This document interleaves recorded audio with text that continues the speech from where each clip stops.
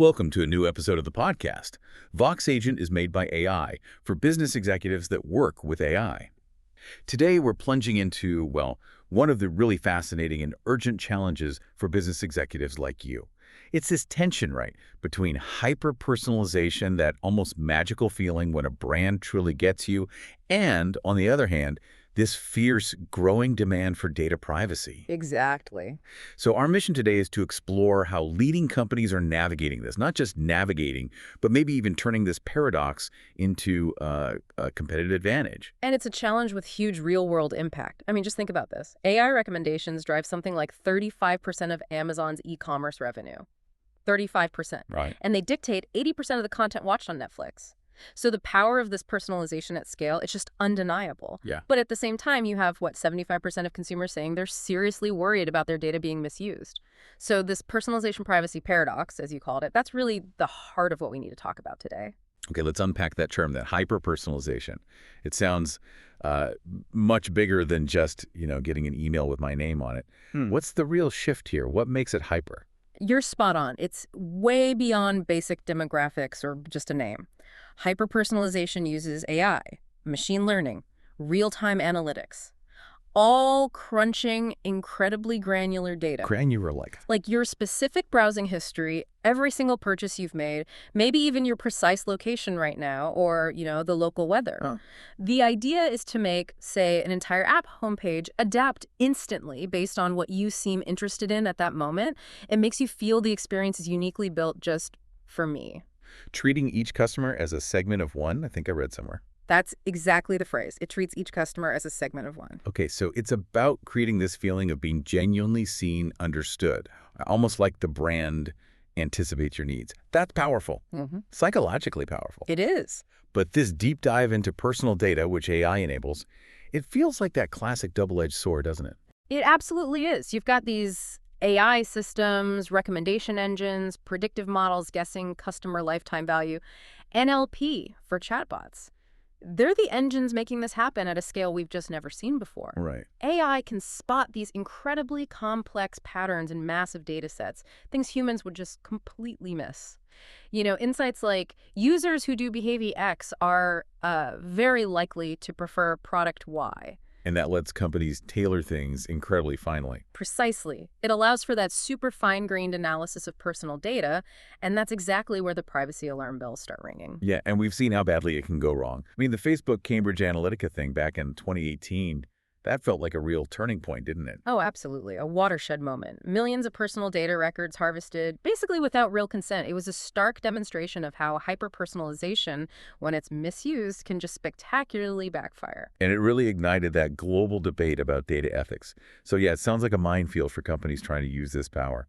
It is a minefield, definitely, but maybe also an opportunity. That scandal certainly pushed core privacy concepts right into the spotlight.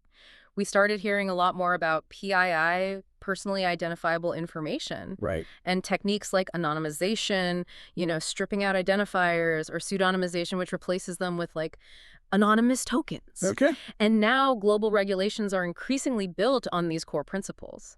Data minimization, only collect what you actually need. Right. Don't just hoard everything. Exactly. Purpose limitation, only use the data for the specific reasons you stated up front. And of course, consent getting clear, informed permission from users. Plus, data subject rights, like the right to access or delete your data. So beyond just ticking the legal boxes, is this where ethical AI comes in? It feels like that's becoming absolutely critical now. How do businesses make sure these powerful AI systems are not just compliant, but actually fair, transparent, accountable, especially when trust is, so easily broken? That's a really crucial point. Ethical AI isn't just some nice-to-have buzzword anymore. It's about intentionally building systems that are fair, transparent, accountable, and that genuinely respect user rights. What does that mean in practice? Well, it means actively working to avoid algorithmic biases creeping in, making sure you can provide clear explanations for why an AI made a certain decision. The stakes are incredibly high here. I saw a stat nearly 80% of CEOs say deploying AI ethically is going to be critical for keeping customer trust over the next 5 years. 80%. That's huge. And it's not just about good intentions anymore, is it? You mentioned regulations that landscape has really tightened up. It really has. You got this global regulatory pressure cooker. Europe's GDPR, obviously, with fines now exceeding, what, 1.7 billion in total? Wow. Then California's CCPA and now the CPRA setting a high bar in the U.S. And India just brought in its Digital Personal Data Protection Act in 2023. It's happening everywhere. Pretty much. These aren't just isolated regional rules. They collectively push businesses worldwide toward much greater accountability. The underlying message is crystal clear. It's no longer just about what you can technically do with data. It's about what you should do, legally and ethically. Okay, so given this pretty complex landscape, Yeah. how are companies actually building systems that can do this? Mm-hmm. Our sources talk about an architecture of trust. Where does that start? How do you build personalization that respects privacy from the ground up? Well, the starting point is data collection and integration, but the absolute foundation has to be consent. Right from the beginning. Right from the beginning. So, yes, you're aggregating data maybe from first-party sources like transactions, website clicks, your CRM interactions, and you might enrich it with contextual data like location or time of day. Okay. And things like customer data platforms, CDPs, they're really important here for unifying all that fragmented information into one coherent picture of the customer. So the very first step isn't just hoovering up data.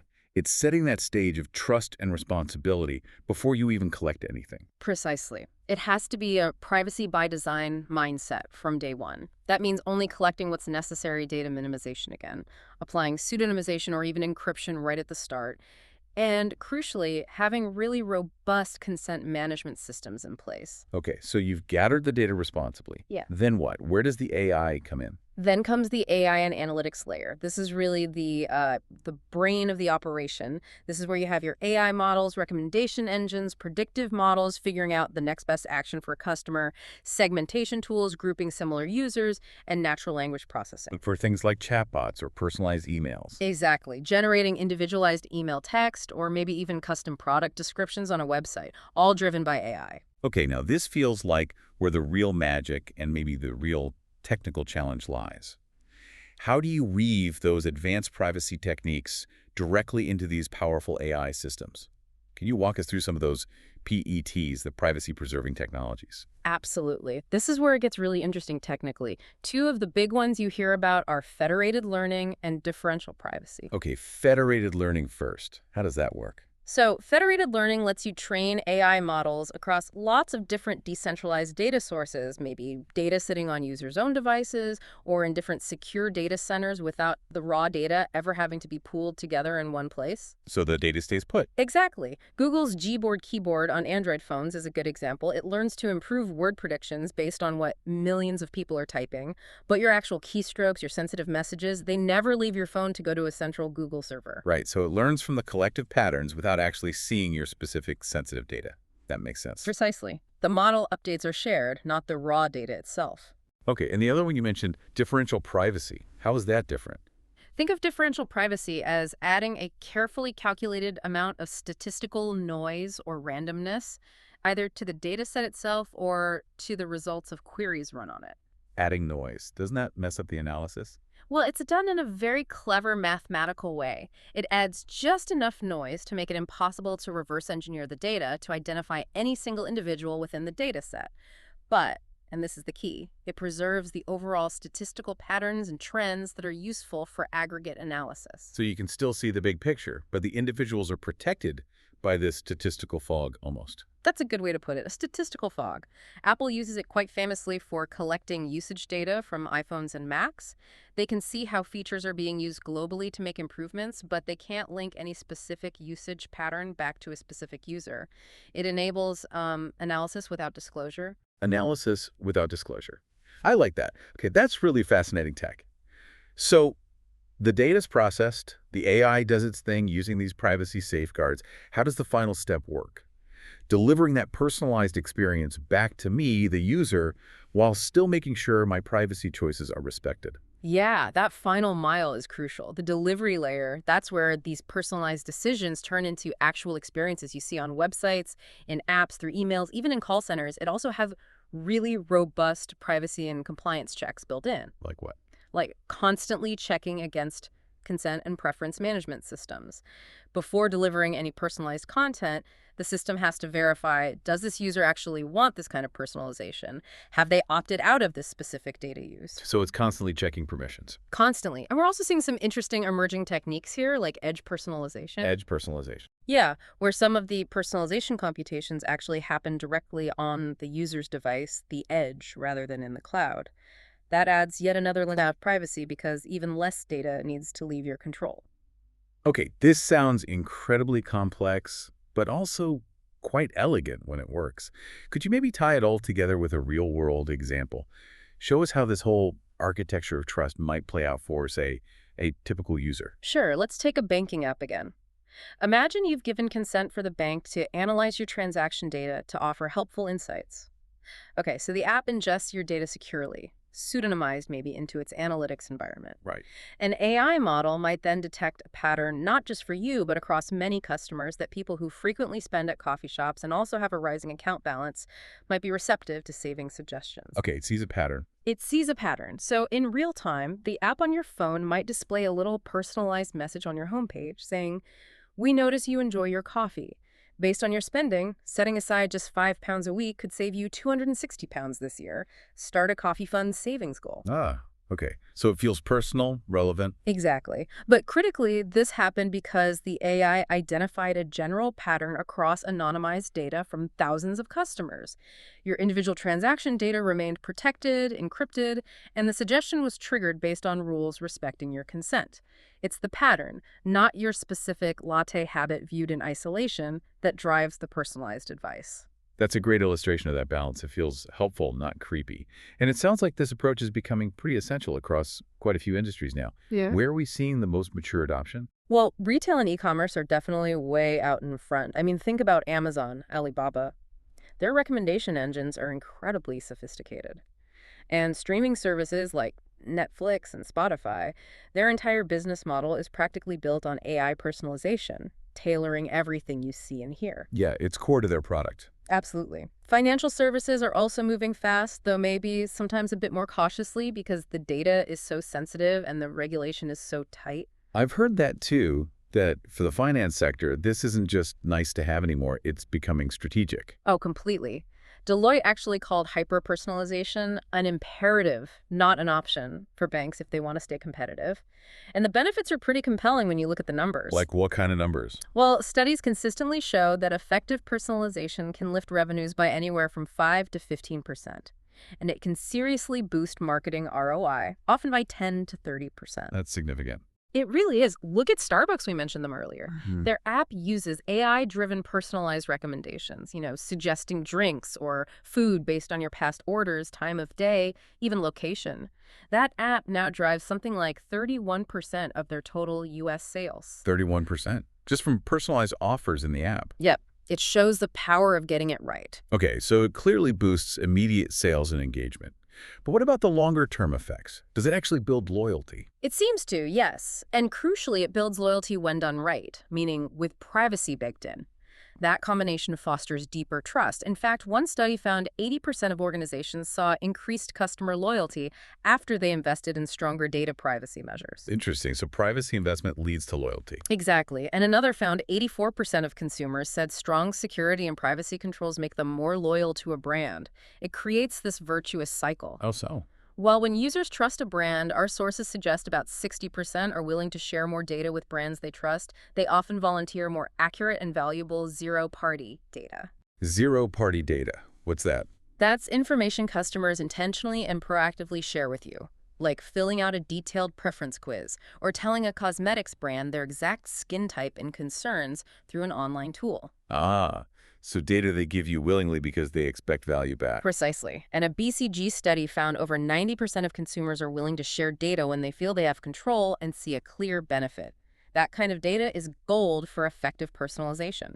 Okay, so if I'm, say, a CFO listening to this, I might initially think of privacy primarily as a cost center. Compliance costs, legal fees. But you seem to be arguing it's actually an investment, almost a revenue driver itself. That's a really pivotal way to look at it. And yes, that's exactly the argument. Privacy isn't just about avoiding risk or ticking boxes anymore. It's becoming a strategic asset. How does that translate to the bottom line, though? Well, our sources point to studies showing that, on average, every dollar invested in robust data privacy yields about a 1.8x return when you factor in all the benefits. 1.8 times ROI. It comes from multiple places. Yes, avoiding those massive fines like British Airways getting hit with that 20 million pound GDPR fine, that's part of it. But it's also about building that strong customer relationship founded on trust. That trust leads to higher loyalty, higher lifetime value, and greater willingness to share that valuable zero-party data we just talked about. Okay. Us, being known as a brand that both personalizes effectively and protects user data is becoming a real market differentiator. Hmm. Think about how Apple positions itself on privacy. Yeah, that's core to their brand identity now. Exactly. And there's even evidence that better privacy practices can lead to better personalization accuracy. McKinsey reported companies using advanced anonymization actually saw a 30% improvement in personalization accuracy while staying compliant. So privacy enables better personalization, not hinders it. When done right, yes. It builds the trust needed for customers to share the right data, and it forces companies to be smarter and more focused in their data practices. So yeah, absolutely view it as an investment, not just a cost. That's a powerful message. It's clear this isn't just for the tech giants either. Can you share some more concrete examples of how different industries are putting this privacy-preserving personalization into practice? Sure. In financial services, beyond just general advice, banks are personalizing specific product offers, maybe suggesting specific investment options if they see your paycheck has increased significantly, or offering a tailored car loan if they infer you might be a rideshare driver based on spending patterns. Always with consent, presumably. Always with explicit consent, yes. And using techniques like tokenization or even federated learning to protect the underlying data. Insurance is another area, think of usage-based auto insurance. Your driving habits are monitored via an app, again with permission, and safer driving can lead to lower premiums. Privacy is managed through secure data handling and clear opt-ins. Okay, and what about retail beyond the big online players? Well, even physical retailers are getting in on it. Mobile apps might deliver personalized offers triggered by your location when you enter a store, linking back to your loyalty program data. But it all hinges on getting that first-party data strategy right, often through those loyalty programs. And consumer packaged goods, CPG brands, they traditionally didn't have that direct customer relationship. Right, but that's changing with direct-to-consumer models. Take Oli vitamins, for example. They use quizzes about your lifestyle, sleep habits, fitness goals to tailor their website and recommend specific supplements. That's classic zero-party data collection with a clear value exchange. Or think about Diageo's What's Your Whiskey online quiz. It's fun, interactive, gathers preferences, and allows for personalized marketing later on, all based on data willingly provided. It really is impressive how broadly this is being applied now. Yeah. But, okay, with all this potential and innovation, it can't all be smooth sailing. There must be some pretty significant hurdles companies are hitting when they try to implement this stuff. Right. Oh, absolutely. It's far from easy. The technical complexity is a major one. You need vast amounts of high-quality data, first off. Garbage in, garbage out. Exactly. Then you often have data stuck in different silos across the organization, which makes getting that unified view really hard. And those advanced PETs we talked about, federated learning, differential privacy, they can be computationally very heavy, sometimes 10 to 100 times slower than traditional methods for real-time applications. Okay, so performance can be an issue. It can be. And then you have legacy IT systems that just weren't built for this kind of real-time data-intensive processing. Integrating everything is a huge challenge. And what about the people side? That's another big one. There's a real skill gap. Finding people with that multidisciplinary expertise, data science, privacy law, user experience design, ethics, it's tough. You need a whole team that speaks different languages, almost. Yeah. You really do. And that can lead to cultural resistance internally. Maybe the marketing team feels slowed down by privacy checks, or the compliance team is seen as overly restrictive and stifling innovation. Bridging that gap is key. Interestingly, Gartner predicts 60% of large firms will use AI just to help automate GDPR compliance by 2025, partly to try and speed things up. Automating compliance. Okay, and the regulatory environment itself must be a headache, especially for global companies. It definitely adds layers of complexity. Navigating that patchwork of global laws, GDPR in Europe, CC-PAC-PR in California, India's DPDP Act, Brazil's LGPD, and others, each with its own nuances and requirements, it's a significant undertaking. Hey, it's changing. Exactly. There's ongoing uncertainty, too, with new laws being proposed, like the EU AI Act, which might classify many personalization algorithms as high risk, bringing even more scrutiny. And then there's the customer perception piece. We talked about helpful versus creepy. Right, the creepy factor. It's a very fine line. Research shows about half of consumers find personalization creepy if it feels too fast, too intrusive, or too, well, knowledgeable about things they didn't explicitly share. I remember getting an online ad once for something I'd literally just been talking about with my wife offline. Whoa. Yeah. It immediately made me feel uneasy, even if it was just a coincidence or clever inference. Brands have to be incredibly careful not to cross that line. It's a constant balancing act, then. Gauging that line between helpful and intrusive seems like an ongoing challenge. It really is, and it requires deep customer understanding, continuous testing, and giving users meaningful controls. Other major challenges include algorithmic bias. How so? Well, if your training data reflects existing societal biases, your AI personalization might inadvertently reinforce them. For example, showing different financial product offers based on gender or ethnicity in ways that aren't equitable or fair. That requires really careful data selection, algorithm design, and ongoing auditing. And explaining why the AI did something must be hard too. Definitely. The black box problem. Explaining complex AI decisions clearly to consumers or even to regulators is a significant transparency challenge, and of course, security risks remain a huge concern. Because these systems hold so much sensitive data. Exactly. They become very attractive targets honeypots for attackers. A single data breach involving this kind of detailed personal data can absolutely destroy customer trust overnight. And finally, while we talked about the positive ROI, there's still the challenge of cost and upfront ROI uncertainty. Investing in the tech, the talent, it's expensive, and quantifying the precise return before you start can be difficult, even though, as we said, most organizations ultimately believe the benefits outweigh those costs. Right. If we pull back and look at the bigger picture here, these aren't just isolated technical problems, are they? They sound like deeply strategic issues that need a really holistic, company-wide approach to solve effectively. That's exactly right. You can't solve the creepy factor or bias just with better tech. It requires strategic decisions about brand values, customer relationships, ethical guidelines, and organizational culture. Okay, so looking ahead then, given all these complexities and the rapid pace of change, what's on the horizon? What can executives listening expect to see shaping AI-driven personalization and privacy in say, the next 5 to 10 years? Well, I think we can expect those privacy-enhancing technologies, the PTs like federated learning and differential privacy, to become much more mainstream, maybe even standard practice by 2030.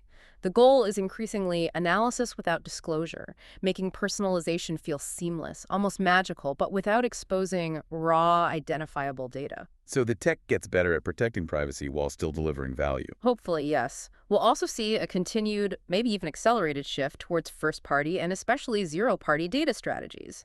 As third-party cookies fade away, companies simply have to get better at collecting data directly from customers with their explicit permission, often through those value exchange mechanisms like quizzes or preference centers. Which in theory makes personalization more transparent because you know what data you've shared. Exactly, you're more of an active participant in the process.